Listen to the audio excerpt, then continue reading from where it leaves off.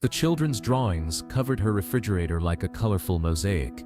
Stick figures of families, rainbow houses, and hearts with "I love you" written in crayon by small hands. But when Ellen asked Lisa Rodriguez about her work with children, her answer sent shockwaves through the studio. "I temporarily take children who need attention." Lisa Rodriguez, 29, sat in the interview chair with the gentle demeanor of someone who genuinely loved children, her hands unconsciously making the nurturing gestures that mothers develop naturally. She had submitted her story to Ellen's producers as someone who helped neglected children, framing her actions as community service and child advocacy. What she didn't realize was that she was confessing to a pattern of kidnapping that had terrorized parents across 3 different neighborhoods. The Ellen DeGeneres Show had invited Lisa during their Community Angels Week, celebrating people who went above and beyond to help vulnerable populations. Her story had seemed touching to producers, a woman who noticed children being ignored at playgrounds and stepped in to provide the attention and care they weren't receiving from distracted parents. She described herself as filling a gap in children's emotional need.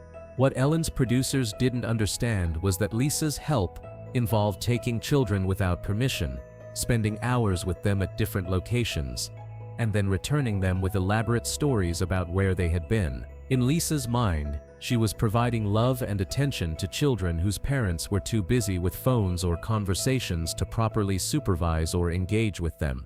Lisa's actions stemmed from her own desperate desire to be a mother, combined with her distorted perception of what constituted child neglect. Unable to conceive after years of trying, and having been rejected by adoption agencies due to her unstable employment history, Lisa had begun to see herself as a rescuer of emotionally abandoned children. She convinced herself that parents who weren't actively engaging with their children at every moment were neglecting them. "Lisa," Ellen began with her usual warmth, completely unaware of the gravity of what she was about to uncover. "Tell us about your work with children." Lisa's face lit up with the genuine joy of someone discussing her passion. "I help children who aren't getting the attention they deserve from their families." Ellen felt moved by what sounded like child advocacy work. "How do you identify children who need help?" "It's easy to spot them at playgrounds," Lisa explained matter-of-factly. "They're the ones whose parents are on their phones while the child plays alone, or whose parents are gossiping with other adults instead of watching their child." Ellen sensed Lisa had strong opinions about parenting. "What do you do when you see that happening?" "I step in," Lisa said with conviction. "I give those children the attention their parents aren't providing." Ellen was beginning to feel uneasy about Lisa's description. "Can you give me a specific example?" "Last week, there was a little boy at Riverside Park whose mother was completely absorbed in a phone call," Lisa said. "He was trying to show her how high he could swing, but she kept waving him away." Ellen felt this sounded like normal parenting challenges. "What did you do?" "I told him I wanted to see his swinging skills," Lisa said proudly. "Then I suggested we go to the ice cream truck so I could really focus on what he was telling me about his day at school." Ellen realized Lisa was describing taking children away from their parents. "Lisa, did you ask the mother's permission?" "She was busy," Lisa said dismissively. Besides, she clearly wasn't interested in her son's accomplishments. Ellen felt alarm bells going off. "How long were you gone with the child?" "About 2 hours," Lisa said casually. "We went for ice cream, then to the toy store, then to the duck pond. He told me all about his favorite subjects at school and his pet hamster." Ellen was horrified but trying to maintain composure. "Lisa, what happened when you brought him back?" "His mother was frantic," Lisa admitted. "But once I explained that I had given her son the quality time she wasn't providing, she should have been grateful." Ellen realized Lisa had no understanding of how her actions appeared to others. "How did the mother react?" "She was angry and called the police," Lisa said with confusion. "I don't understand why. Her son had a wonderful afternoon with someone who actually listened to him." Ellen felt sick, understanding that Lisa had kidnapped a child and couldn't comprehend why that was wrong. "Lisa, taking someone's child without permission is called kidnapping, but I always bring them back," Lisa protested. "And they're always happier when I return them. I'm not hurting anyone." Ellen realized Lisa's mental state was more disturbed than anyone had understood. How many times have you done this? Maybe 15 or 20 times over the past year, Lisa said thoughtfully. I only take children who are clearly being ignored by their parents. Ellen felt the magnitude of Lisa's crimes sinking in. Lisa, those parents weren't ignoring their children. They were just living normal lives. Normal doesn't mean good enough, Lisa replied. Children deserve undivided attention when they're trying to connect with their parents. Ellen made a decision that felt both necessary and urgent. Lisa, I need to stop this interview. Lisa looked confused. Why? I thought you'd want to highlight the work I'm doing to help neglected children. Because what you're describing isn't helping children, Ellen said firmly. It's kidnapping, and it's illegal. Lisa's face showed genuine shock. That's not what I'm doing. I love children. I would never hurt a child. Ellen felt the complexity of Lisa's mental state. I believe you love children, but taking them without their parents' permission is kidnapping, regardless of your intentions. Ellen gestured toward the wings. Lisa, there are some people here who need to speak with you. Detective Sarah Williams and Child Protective Services Specialist Mark Chen emerged from backstage. Detective Williams approached Lisa with the careful movements of someone trained to handle unstable individuals. Miss Rodriguez, Detective Williams said gently, I'm Detective Williams. We need to talk about your interactions with children at local parks. Lisa looked panicked for the first time. I haven't done anything wrong. I help children whose parents don't appreciate them. Ma'am, we've received multiple reports of child abduction that match your description, Detective Williams explained. Parents have been reporting their children missing, only to have them returned hours later by a woman matching your description. Lisa was shaking now. But I always explain to the parents what I did. I tell them how their children responded to getting proper attention. Ellen felt the delusion in Lisa's thinking.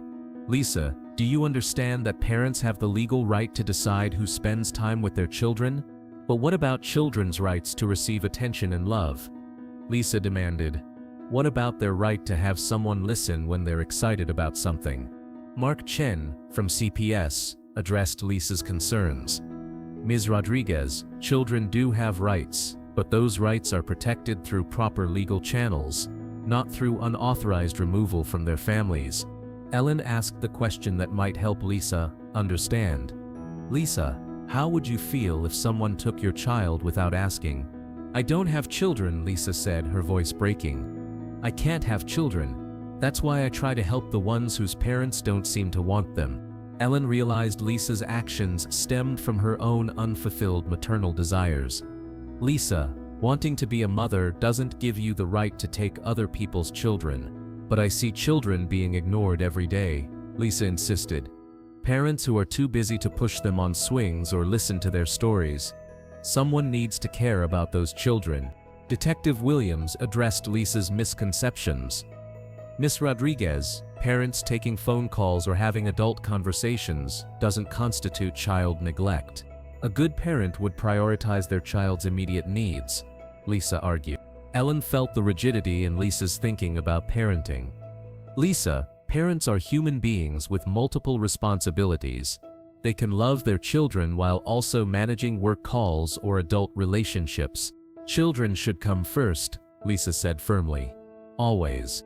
Dr. Patricia Martinez, a forensic psychologist, joined the conversation.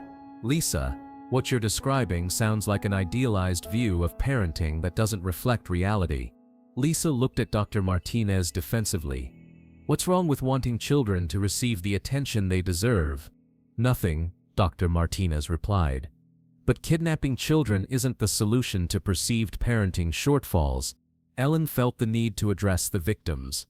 Detective Williams, what kind of trauma has Lisa caused to these families? Significant trauma, Detective Williams said. Parents have experienced every parent's worst nightmare, believing their child had been abducted. Some children have also been confused and frightened by being taken by a stranger. Lisa looked genuinely surprised. The children weren't frightened. They enjoyed spending time with me.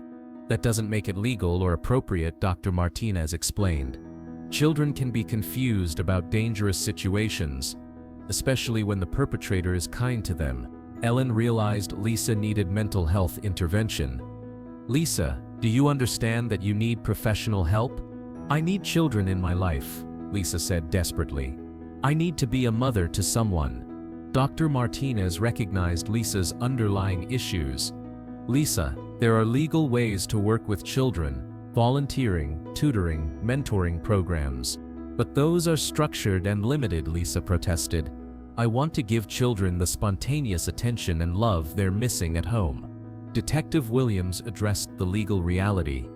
"Ms. Rodriguez, I'm placing you under arrest for multiple counts of child abduction." Lisa began crying. "I never hurt anyone. I just wanted to love children who needed love." Ellen felt compassion for Lisa's mental state while understanding the seriousness of her crimes.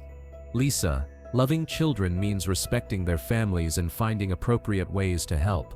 As Detective Williams read Lisa her rights, she continued to protest her innocence. "Those children smiled more with me than they ever did with their parents." Ellen addressed the audience after Lisa was escorted out. "What we've witnessed today is a reminder that good intentions don't excuse harmful actions, and that mental health issues can manifest in ways that endanger others." Dr. Martinez remained to discuss the psychological aspects of Lisa's behavior. Lisa appears to suffer from severe maternal deprivation combined with distorted thinking about child welfare. Her actions likely stem from her own unfulfilled desire to be a mother. Ellen felt the complexity of the situation. Could this have been prevented? With proper mental health support for her infertility, grief, and realistic education about child development, possibly, Dr. Martinez replied. Lisa needed help processing her inability to become a mother, not opportunities to act out maternal fantasies with other people's children. The episode aired 1 month later, after Lisa had been charged and was receiving court-mandated psychological evaluation. The response was mixed, with some viewers expressing sympathy for Lisa's mental health struggles, while others focused on the trauma she had caused to families. Lisa was sentenced to 2 years in prison with mandatory psychological treatment. During her incarceration, she worked with therapists to address her distorted thinking about children and parenting, as well as her unresolved grief about her infertility. The children and families affected by Lisa's actions received counseling to address the trauma of the abductions. Most children were able to process the experience successfully with professional help, understanding that while Lisa had been kind to them, what she did was wrong. 1 year later, Ellen followed up on the story by interviewing Detective Williams and Dr. Martinez about the case's resolution and lessons learned. "Lisa is making progress in therapy," Dr. Martinez reported. "She's beginning to understand that her actions, while well-intentioned, caused significant harm to families." Detective Williams emphasized the importance of community awareness. "This case reminds us that predators don't always fit expected profiles." Lisa genuinely loved children, but her methods were criminal regardless of her motivations. Ellen kept notes from this case as a reminder that mental health issues can manifest in dangerous ways, and that society needs better support systems for people struggling with infertility, depression, and distorted thinking before they harm others. Because Lisa learned that loving children means respecting their families and finding legal, appropriate ways to make a difference in young lives. That wanting to be a mother doesn't justify taking other people's children, no matter how temporarily or kindly, and that good intentions combined with mental health issues can create situations that harm the very people we think we're helping. The parents learn to be more aware of their surroundings and to trust their instincts about adults who show excessive interest in their children, but they also learned not to become paranoid, understanding that Lisa's case was unusual and that most people who interact kindly with children in public spaces have appropriate motivations. Most importantly, the community learned that supporting people through infertility grief, mental health struggles, and social isolation might prevent them from developing the distorted thinking that can lead to criminal behavior disguised as helping others.